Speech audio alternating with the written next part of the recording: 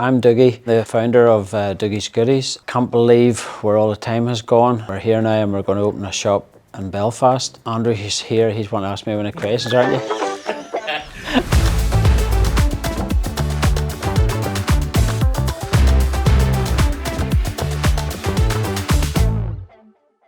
I was working in Ballyclare as an apprenticeship, and I say probably the bakers around me inspired me then.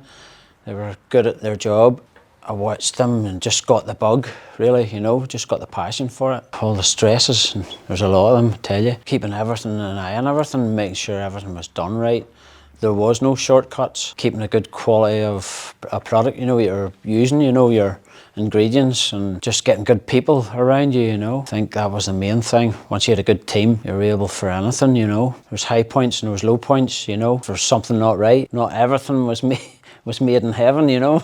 You got better with your faults and you got better with your mistakes. You learned from them, you know. There was one day I just remembering this name or making this name up in the bakery. It was Dougies Goodies, and I thought that was where it all started. I just thought, flip, that would be a good name. There was a bakery in Ballykeel at that time, wee bakery, you know, it was machinery and all. He had good machinery and stuff, and that's where it started. He gave me a good push. You could go into Church Street and through to Wellington Street in them days.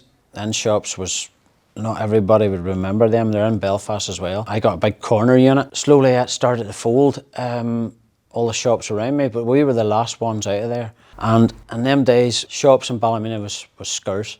You had to take what you had, you know. Up Wellington Street, we were able to get a wee small shop in Wellington Street, and I had to cut my counter maybe 3/4 the size or something, you know. And the bakehouse wasn't big either.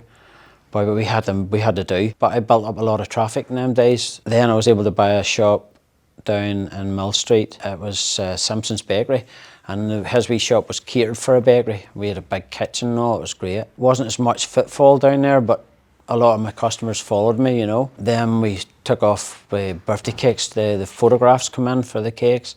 We thought, for instance, there's a reputation. We had that inside our van at a time. My wife, Christine, there, she always was in the shop, and we always made sure the freshness was good. We listened to the customers, we listened to complaints. Just going with the flow, you know, not over supplying and keeping a wee bit of a demand, you know. No shortcuts is the main thing, just do it right, and if you're not happy with it, you have to keep working on it, you know, and listen to your customers. It's like using butter as well as margarine. If you're making shortbread and stuff, it's just, there's no shortcuts, there's no putting stuff into the beater and putting it on third gear and banging it onto the table. You have to have a bit of love, a bit of passion.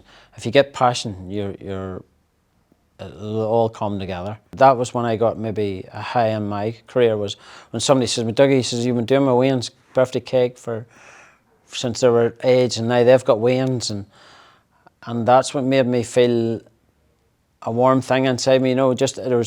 I can remember Wayne's walking by the window, and now they're flipping adults, you know what I mean? Just wee simple things like that, just people that enjoyed my birthday cakes, and they grew up. A lot of people did grow up knowing Dougies Goodies, really. Then Frank came in to collect the birthday cake.